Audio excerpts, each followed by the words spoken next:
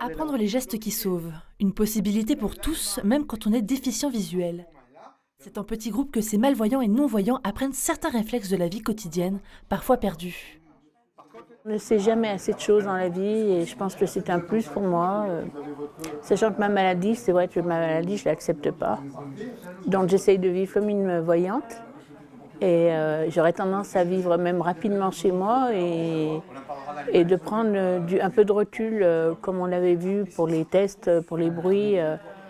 J'aurais tendance à foncer tête baissée pour aller ramasser des bouts de verre par exemple par terre, alors que là, je pense que je m'y prendrais certainement autrement, quoi. Le formateur doit s'adapter à ses nouveaux élèves.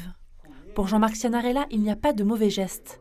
Au contraire, les mauvais gestes sont ceux qu'on ne fait pas. Quand on fait un engagement d'urgence, quand on est face à un danger réel, la fumée, le feu. Ce sont des gestes qui sont simples, hein, arrêter un saignement, mettre une personne sur le côté parce qu'elle est inconsciente, faire du massage cardiaque, c'est vraiment une gestuelle qui est très simple, qui s'adapte pour tout le monde. La seule différence pour ces personnes, c'est que la formation, par exemple, pour les déficients visuels, va être plus orientée sur le côté touché, sur les explications, plus que sur le visuel. Des formations comme celle-ci, il en existe peu en France. Pourtant, on compte dans l'Hexagone plus d'1 million de déficients visuels. Gilbert Jean, malvoyant depuis 20 ans, veut apprendre ces gestes qui sauvent. On est déjà nous-mêmes dans une situation de danger.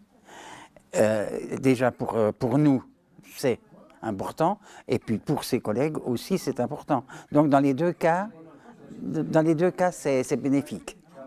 Evelyne Portal, quant à elle, veut apprendre les gestes de premier secours pour d'autres raisons. Parmi elles, protéger son petit-fils. Il est très vivant et ça peut lui arriver devant moi, tu mets quelque chose dans la bouche, tu s'étouffes et c'est important de savoir, de connaître les gestes qui seront appropriés pour le sauver, quoi, s'il lui arrive quelque chose. Comme tout citoyen, les personnes déficientes peuvent se retrouver face à quelqu'un qui étouffe ou en arrêt cardiaque. Dès la fin de leur formation, ils seront détenteurs d'un diplôme de secouriste, au même titre que toute personne valide.